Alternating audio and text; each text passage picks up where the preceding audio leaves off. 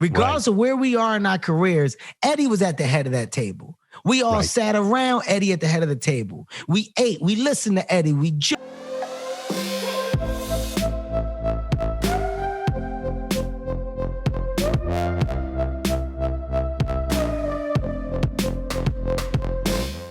I would love to hear Eddie Murphy just do anything live on stage as a stand-up comic, but because there's such pressure to be better than you were before, you're not only judged by your past specials, and then some people say, gee, he was much better back then because he talked about this, now he's afraid to talk about that. You know, you're so judged that it literally can clam a guy up. I talk to him.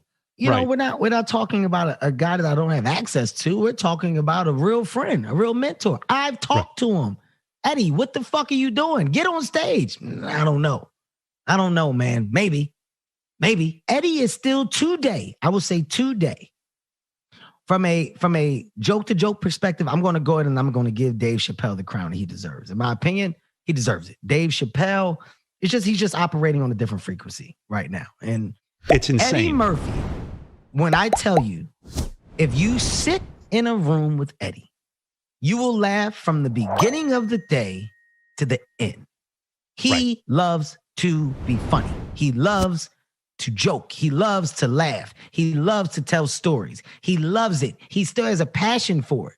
There is just no want or reason to step back into that place until he feels like he absolutely positively is ready for that moment. And he says until he has that, then why do it? And I understand him. Like, he's reached a level of security and happiness and greatness in his career.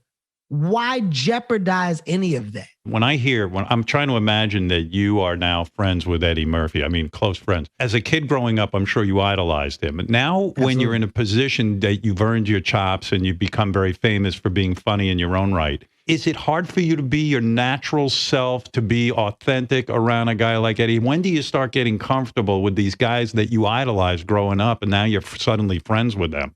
Well, there's the shock period of when you can't believe your surroundings. There's the shock period of, holy fuck, like, look at the circle that I'm in. Yeah. Damn, there goes Rock. There's Chapelle.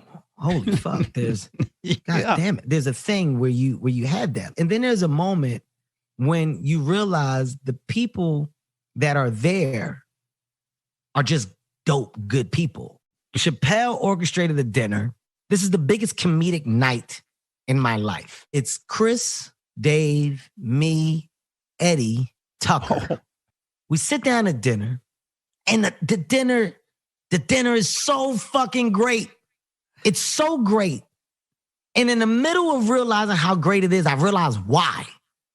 It's because we were all listening to Eddie give stories with fucking pizzazz, personality, telling us what happened. This motherfucker, I remember, man, he told me. And we're dying laughing. And none of us are trying to one up the story.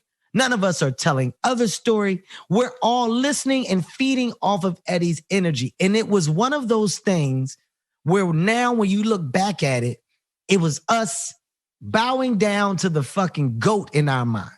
Regardless of where we are in our careers, Eddie was at the head of that table. We all sat around Eddie at the head of the table. We ate, we listened to Eddie, we joked, we laughed, we fucking toasted glasses, man. And we shared a bond, but it was one of respect. It was one of not just mutual respect, but looking at Eddie going, you're the reason why.